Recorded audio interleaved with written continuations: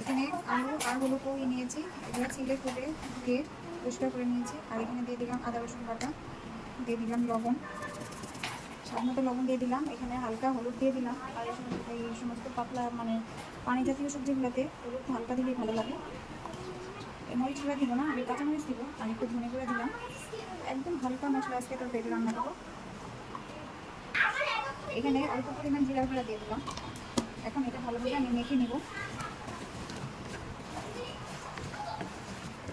এটা মেখে রেখে দেবো আমি। এখন আমি আগে রান্না মানে এটা কিছুক্ষণ রেখে দেবো, ততক্ষণ আমি মাছটা ভেজে নিচ্ছি। যেমন মাখানো হয়ে গেছে, মাছটা ভেজে নিচ্ছি। হ্যালো ভিউয়ার্স, আসসালামু আলাইকুম। কেমন আছেন সবাই? আলহামদুলিল্লাহ আমি ভালো আছি। মাছ ভাজা হয়ে গেছে, বেশি রাখতেছি মেয়ের খাবে। মাছ ভাজা হয়ে গেছে। মাছ ভাজার তেলের মধ্যে এই যে সবজিগুলো মাখিয়ে রাখছিলাম, সেই সবজিগুলো আমি এখন দিয়ে দেবো।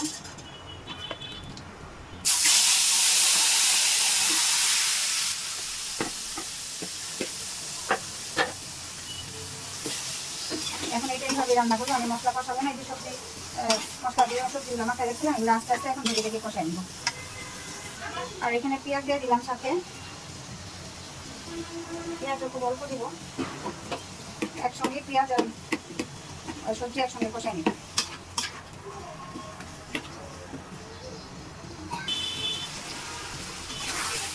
কষানো হয়ে গেছে, আসছে। এখন আমি গরম পানি দিয়ে দেবো। ঝোল মোটামুটি দেবো, বেশি দিব না।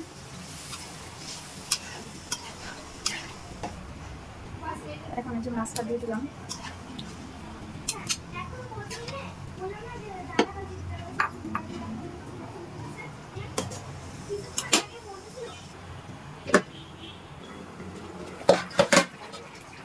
হয়ে গেছে, এখন এটা কাঁচামরিচ দিয়ে দিলাম। বেশি ঝাল দিই নাই তো আমি। এখন নামাই নিব।